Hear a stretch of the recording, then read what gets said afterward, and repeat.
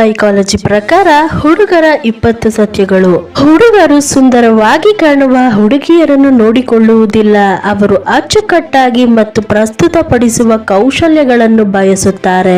ಹುಡುಗರು ಹುಡುಗಿಯ ನಗುವಿನ ಮೇಲೆ ಹುಚ್ಚರಾಗುತ್ತಾರೆ. ಹುಡುಗಿಯರು ಅವರ ಹಳೆಯ ಹುಡುಗನ ಬಗ್ಗೆ ಹುಡುಗರ ಬಳಿ ಮಾತನಾಡಿದರೆ ಅದನ್ನು ಅವರು ದ್ವೇಷಿಸುತ್ತಾರೆ. ಹುಡುಗಿಯರು ನೋ ಎಂದು ಹೇಳಿದರೆ ಅದು ಹುಡುಗರಿಗೆ ಮತ್ತೆ ಬೆಳಗ್ಗೆ ಪ್ರಯತ್ನ ಮಾಡು ಎಂದು ಕೇಳಿಸುತ್ತದೆ. ಒಬ್ಬ ಹುಡುಗ ನಿಮ್ಮ ಬಳಿ ಒಂದು ಸಮಸ್ಯೆಯ ಬಗ್ಗೆ ಹೇಳಿಕೊಳ್ಳುವಾಗ ನಿಮ್ಮ ಗಮನ ಅವರ ಮೇಲೆ ಇಟ್ಟು ಅವರ ಮಾತುಗಳನ್ನು ಕೇಳಿದರೆ ಸಾಕು. ನೀವು ಅವರಿಗೆ ಸಲಹೆ ಕೊಡುವುದು ಅವಶ್ಯವಾಗಿಲ್ಲ. ಯಾವಾಗ ಒಬ್ಬ ಹುಡುಗ ತಾನು ಒಂದು ಹುಡುಗಿಯ ಬಗ್ಗೆ ಹುಚ್ಚನಾಗುತ್ತೇನೆ ಎಂದು ಹೇಳಿದರೆ ಅವನು ನಿಜವಾಗಿಯೂ ಆಗಿಬಿಡುತ್ತಾನೆ. ಹುಡುಗರು ತಮಗಿಂತ ಬಲಶಾಲಿಯಾಗಿರುವ ಹುಡುಗಿಯರನ್ನು ಇಷ್ಟಪಡುವುದಿಲ್ಲ. ಪುರುಷರು ಅಡಿಗೆ ಮಾಡುವ ಹುಡುಗಿಯರನ್ನು ಹೆಚ್ಚು ಇಷ್ಟಪಡುತ್ತಾರೆ. ಯಾವ ಹುಡುಗಿ ತನ್ನ ಹುಡುಗನ ತಾಯಿಯನ್ನು ಇಷ್ಟಪಡುತ್ತಾಳೋ ಅಂತಹ ಮಹಿಳೆಯರನ್ನು ಹೆಚ್ಚು ಪ್ರೀತಿಸುತ್ತಾರೆ ಹುಡುಗರು.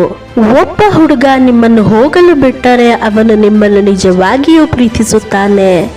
ಒಬ್ಬ ಹುಡುಗ ನಿಮ್ಮ ಮುಂದೆ ಹತ್ತಾಗ ಆ ವ್ಯಕ್ತಿ ನಿಜವಾಗಿಯೂ ನರಳುತ್ತಿದ್ದಾರಾ ಅಥವಾ ನೋವಿನಿಂದ ಬಳಲುತ್ತಿದ್ದಾರಾ ಎಂದು ನೀವು ಹೇಳಬಹುದು. ಹುಡುಗರು ಅತಿಯಾಗಿ ನಟಿಸುವ ಹುಡುಗಿಯರನ್ನು ಇಷ್ಟಪಡುವುದಿಲ್ಲ.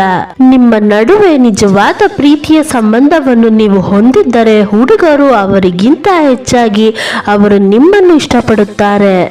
ಹುಡುಗರು ಸಲಹೆ ಕೇಳುವುದು ಹುಡುಗನಿಂದ ಅಲ್ಲ, ಆದರೆ ಹುಡುಗಿಯಿಂದ ಆಗಿದೆ. ಹುಡುಗಿಯರ ಎತ್ತರ ಹುಡುಗರಿಗೆ ತೊಂದರೆ ಕೊಡುವುದಿಲ್ಲ, ಆದರೆ ಹುಡುಗಿಯರ ತೂಕ ತೊಂದರೆ ಮಾಡಬಹುದು. ಹುಡುಗನಿಗೆ ಬದಲಾಯಿಸಲು ಬಲವಾದ ಉತ್ಸಾಹವಿದೆ, ಆದರೆ ದುರ್ಬಲ ಇಚ್ಛಾಶಕ್ತಿ ಇದೆ.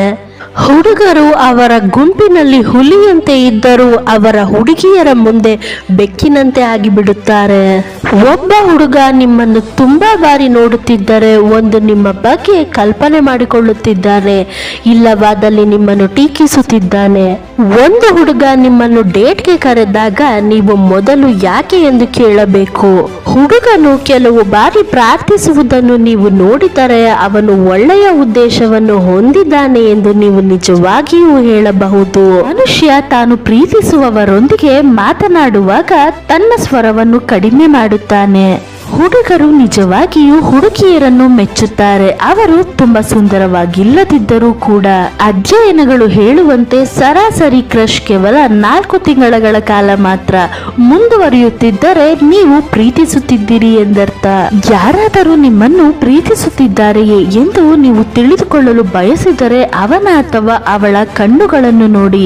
ನಾವು ಪ್ರೀತಿಸುತ್ತಿರುವಾಗ ಶೀನ್ಯ 45% ರಷ್ಟು ವಿಸ್ತಾರವಾಗುತ್ತದೆ. ಅವನು ಅಥವಾ ಅವಳು ಏಕಾಂಗಿ ಅಥವಾ ಲಭ್ಯವಿರುವ ಸುಳಿವು ನೀಡುವುದು ಸಾಮಾನ್ಯವಾಗಿ ಈ ವ್ಯಕ್ತಿಯ ಆಸಕ್ತಿಯ ಬಲವಾದ ಸಂಕೇತವಾಗಿದೆ. ನೀವು ಯಾರನ್ನಾದರೂ ಮೋಹಿಸಿದರೆ ಆ ವ್ಯಕ್ತಿಯು ನಿಮ್ಮ ಮೇಲೆ 80% ರಷ್ಟು ಸೆಳೆತಕ್ಕೆ ಒಳಗಾಗಲು ಅವಕಾಶವಿದೆ. ಕೆಲವೊಮ್ಮೆ ನಿಮ್ಮೊಂದಿಗೆ ಮಾತನಾಡದ ಜನರು ನಿಜವಾಗಿಯೂ ನಿಮ್ಮನ್ನು ಬಯಸುತ್ತಾರೆ.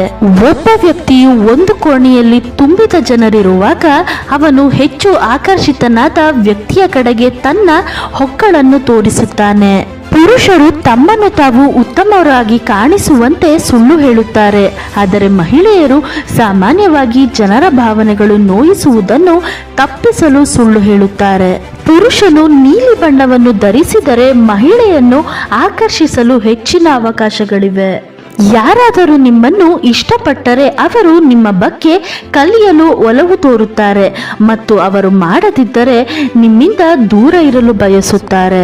ಯಾವ ಸಂಬಂಧಗಳು ತಮಗಿಷ್ಟ ಬಂದಂತೆ ಬೆಸೆಯುವುದಿಲ್ಲ, ಏಕೆಂದರೆ ನಿಮಗೆ ಯಾವಾಗ ಹೇಗೆ ಯಾರು ಭೇಟಿಯಾಗಬೇಕೆಂದು ಆ ಭಗವಂತ ಯೋಚಿಸಿರುತ್ತಾನೆ.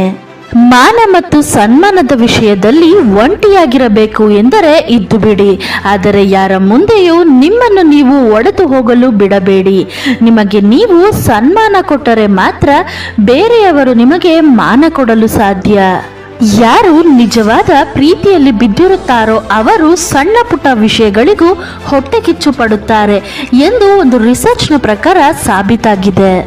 ವಿಶ್ವಾಸ ಮತ್ತು ನಿಮ್ಮನ್ನು ನೀವು ಸಮರ್ಪಿಸಲು ಇಬ್ಬರು ಆತ್ಮೀಯ ಗೆಳೆಯರು ಸಾಕು. ಹೆಚ್ಚು ಜನಗಳ ಗೆಳೆತನ ಇದ್ದರೆ ನಿಮಗೆ ಮಾನಸಿಕ ಖಿನ್ನತೆ ಆಗಬಹುದು ಮತ್ತು ಒತ್ತಡ ಹೆಚ್ಚಾಗಬಹುದು. ಕೇವಲ ಜನರು ನಿಮ್ಮನ್ನು ದ್ವೇಷಿಸಲು ಕಾರಣವೆಂದರೆ ಅವರು ಏನಾಗಬೇಕು ಎಂದು ಬಯಸಿರುತ್ತಾರೋ ಅದರ ಪ್ರತಿಬಿಂಬ ನೀವಾಗಿರುತ್ತೀರಿ. ತುಂಬಾ ದುಃಖದಲ್ಲಿರುವಾಗ ಕಣ್ಣೀರನ್ನು ಹಿಡಿದಿಟ್ಟುಕೊಂಡು ಸಾಮಾನ್ಯ ರೂಪದಲ್ಲಿ ನೀವು ವರ್ತಿಸಿದರೆ ಅದು ನಿಮ್ಮ ಮೆದುಳು ಮತ್ತು ಹೃದಯದ ಮೇಲೆ ಒತ್ತಡವನ್ನು ಹಾಕುತ್ತದೆ. ಆದ್ದರಿಂದ ದುಃಖವಾದಾಗ ಅತ್ತು ಬಿಟ್ಟರೆ ಆರೋಗ್ಯವಾಗಿರುತ್ತೀರಿ. ಒಬ್ಬ ವ್ಯಕ್ತಿಯ ಜೊತೆ ನೀವು ಯಾವಾಗಲೂ ಮಾತನಾಡುತ್ತಿದ್ದರೆ ಅವರ ಪ್ರೀತಿಯಲ್ಲಿ ಬೀಳುವ ಸಂಭವ ಹೆಚ್ಚಿರುತ್ತದೆ. ಜವಾಬ್ದಾರಿಗಳು ಮನುಷ್ಯನನ್ನು ಸಮಯಕ್ಕಿಂತ ಮುಂಚೆ ಪ್ರಬುದ್ಧನನ್ನಾಗಿಸುತ್ತದೆ. ಸಮಯವನ್ನು ಎಲ್ಲ ತುಂಬಾ ಇಷ್ಟಪಡುತ್ತಾರೆ, ಆದರೆ ಸಮಯವನ್ನು ತುಂಬಾ ತಪ್ಪಾಗಿ ಉಪಯೋಗ ಮಾಡಿಕೊಳ್ಳುತ್ತಾರೆ. ತ್ಯಾಗವಿಲ್ಲದೆ ನಮಗೆ ಏನನ್ನು ಗಳಿಸಲು ಸಾಧ್ಯವಿಲ್ಲ. ಒಂದು ಶ್ವಾಸವನ್ನು ತೆಗೆದುಕೊಳ್ಳುವ ಮೊದಲು ಇನ್ನೊಂದು ಶ್ವಾಸ ಬಿಡಲೇಬೇಕು. ಶರತ್ಕಾಲದಲ್ಲಿ ಕೇವಲ ಮರದ ಎಲೆಗಳು ಉದುರಿ ಬೀಳುತ್ತವೆ, ಆದರೆ ಒಬ್ಬರ ಮನಸ್ಸಿನಿಂದ ಕೆಳಗೆ ಇಳಿಯಲು ಯಾವ ಕಾಲವೂ ಇರುವುದಿಲ್ಲ. ಒಂದೇ ಸಮಯದಲ್ಲಿ ಇಬ್ಬರು ವ್ಯಕ್ತಿಗಳನ್ನು ಪ್ರೀತಿ ಮಾಡಿದಾಗ ಪ್ರೀತಿಯ ತೀವ್ರತೆಯಲ್ಲಿ ವ್ಯತ್ಯಾಸ ಇರುತ್ತದೆ. ಜೀವನದಲ್ಲಿ ಬಿರುಗಾಳಿ ಅವಶ್ಯಕವಾಗಿದೆ. ಇದರಿಂದ ಗೊತ್ತಾಗುತ್ತೆ ಯಾರು ಕೈ ಬಿಟ್ಟು ಹೋಗುತ್ತಾರೆ, ಯಾರು ಹಿಡಿದು ನಿಲ್ಲುತ್ತಾರೆ ಎಂದು. ಹೃದಯವನ್ನು ಹಂಚುವುದಕ್ಕಿಂತ ಒಂದು ಸಸಿಯನ್ನು ಹಂಚಿ, ಯಾಕೆಂದರೆ ಅವುಗಳು ಗಾಯ ಮಾಡುವುದಿಲ್ಲ, ನೆರಳನ್ನು ನೀಡುತ್ತವೆ. ಕಣ್ಣಲ್ಲಿ ಎಷ್ಟೇ ನಿದ್ದೆ ಇದ್ದರೂ ಮಲಗಬೇಡ. ಈ ಸಮಯದಲ್ಲಿ ಏನಾದರೂ ಸಾಧಿಸು. ಈ ಸಮಯವನ್ನು ಕಳೆದುಕೊಳ್ಳಬೇಡ. ಏನು ಪ್ರಾಪ್ತವಾಗಿದೆಯೋ ಅದೇ ಪರ್ಯಾಪ್ತವಾಗಿದೆ. ಈ ಎರಡು ಶಬ್ದದಲ್ಲಿ ಲೆಕ್ಕವಿಲ್ಲದಷ್ಟು ಸುಖವಿದೆ.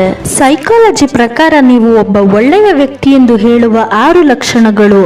ನೀವು ಯಾವಾಗಲೂ ಒಬ್ಬರಿಲ್ಲದಿದ್ದರೆ ಮತ್ತೊಬ್ಬರಿಗೆ ಒಂದಲ್ಲ ಮತ್ತೊಂದು ರೀತಿಯಲ್ಲಿ ನೆರವಾಗುತ್ತೀರಿ.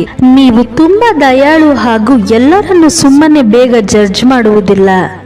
ನೀವು ತುಂಬಾ ಉದಾರ ಸ್ವಭಾವದವರು, ಯಾರಿಗೂ ಇಲ್ಲ ಎಂದು ಹೇಳುವುದಿಲ್ಲ. ನೀವು ನಿಮ್ಮ ಪ್ರೀತಿಯ ರಿಲೇಶನ್ಶಿಪ್ ಅಲ್ಲಿ ತುಂಬಾ ನಂಬಿಕಸ್ಥರು. ನೀವು ಯಾವಾಗಲೂ ನಿಷ್ಠಾವಂತರಾಗಿರುತ್ತೀರಿ ಹಾಗೂ ಒಳ್ಳೆಯ ಗುಡ್ ಮ್ಯಾನರ್ಸ್ ಅನ್ನು ಪಾಲಿಸುತ್ತೀರಿ. ನಿಮಗೆ ಯಾರ ಒಟ್ಟಿಗೆ ಯಾವ ರೀತಿ ಮಾತಾಡಬೇಕೆಂದು ಸರಿಯಾಗಿ ತಿಳಿದಿರುತ್ತದೆ.